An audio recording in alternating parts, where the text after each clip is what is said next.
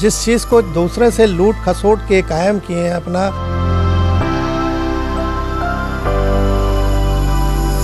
कल की इसके डेथ के बाद तो बहुत ही तेज़ी से भरभराएगा किला। माफिया से पंगा लेने का और सरकार समर्थित जब माफिया हो तो नतीजा ये हुआ कि मेरी तो सर्विस अभी 9.5 साल ही हुई थी जब मैं रिज़ाइन किया। एक 30-32 साल की सर्विस होती है हम लोग की।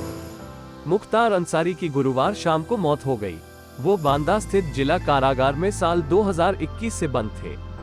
हार्ट अटैक आने के बाद उन्हें बांदा मेडिकल कॉलेज में भर्ती कराया गया, जहां उन्हें डॉक्टरों ने मृत घोषित कर दिया। अंसारी की मौत के बाद पूर्व डीएसपी शैलेंद्र सिंह ने उससे जुड़ा एक किस्सा याद किया है। मुख्तार अंसारी की मौत के बाद पूर्व डीएसपी ने कहा कि जो व्यक्ति जैसा करता है वैसा उसे मिलता है। जिस डर के साम्राज्य से इसने अपना आर्थिक साम्राज्य बनाया था, लोगों को डराया धमकाया भी था, जब वो खत्म हो गया और वो आर्थिक साम्राज्य इसकी आंखों के सामने ढहने लगा तो मुख्तार अंसारी बर्दाश्त नहीं कर पाया।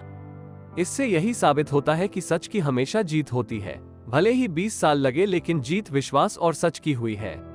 हमारे साथ मौजूद हैं पूर्व डीएसपी शैलेंद्र सिंह सर, जिन्होंने उन पे पोटा लगाया और उसके बाद से जिस तरह से इन्हें प्रताड़ित किया गया और पुलिस डिपार्टमेंट से इस्तीफा देने पर मजबूर करना पड़ा। आइए उनसे सुनते हैं उनकी पूरी कहानी और पहली प्रतिक्रिया जानते हैं मुख्तार अंसारी की मौत पर। सर, आपका बहुत बहुत स्वागत है।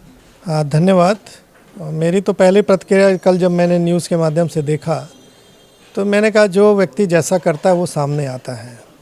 जिस डर के साम्राज्य से इसने अपना आर्थिक साम्राज्य बनाया था, लोगों को डराया धमकाया था, जब वो सब ख़त्म हो गया और वो आर्थिक साम्राज्य ढहने लगा इसकी आंखों के सामने, तो वही डर इसके अंदर बैठ गया और अंत में इसके डर के मारे हार्ट अटैक के कारण इसकी मौत हो गई। तो यही सामने आया कि सच की जीत होती है।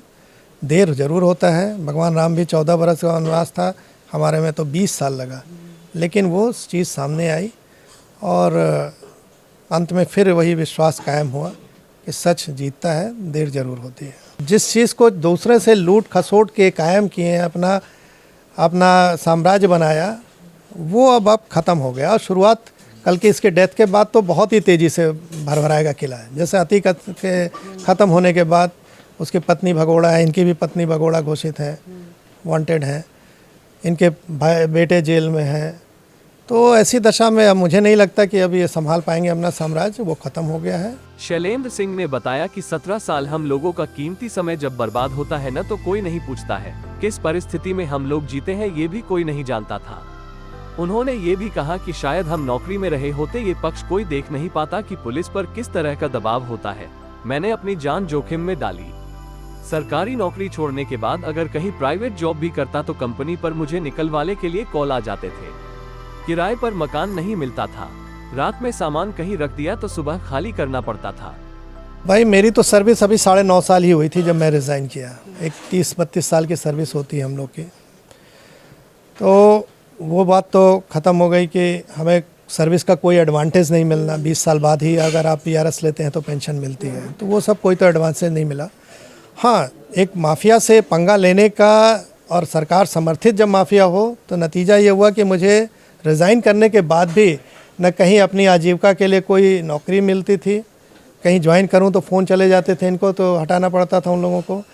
किराए का मकान ढूंढ रहा था, मेरे पास अपना मकान नहीं था तो वो भी नहीं मिलते थे। सामान रात में रखा तो सवेरे खाली करना पड़ता था।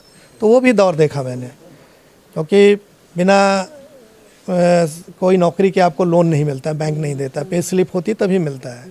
और मैंने एकाएक सब छोड़ा था, कुछ भी नहीं था मेरे पास। तो ये विकट परिस्थिति थी उस समय, जान का खतरा अलग था। इन लोग की सरकार थी, हमारे जो सिक्योरिटी होनी चाहिए वो भी प्रॉपर नहीं होती थी।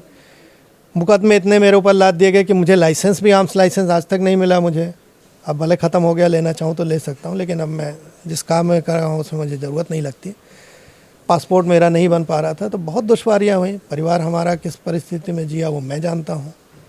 तो वो बीत गया, उस पर ज़्यादा कहना ठीक नहीं है। लेकिन खुशी इस बात की है कि सच की जीत हुई। लोकल 18 लखनऊ से अंजलि सिंह राजपूत की रिपोर्ट।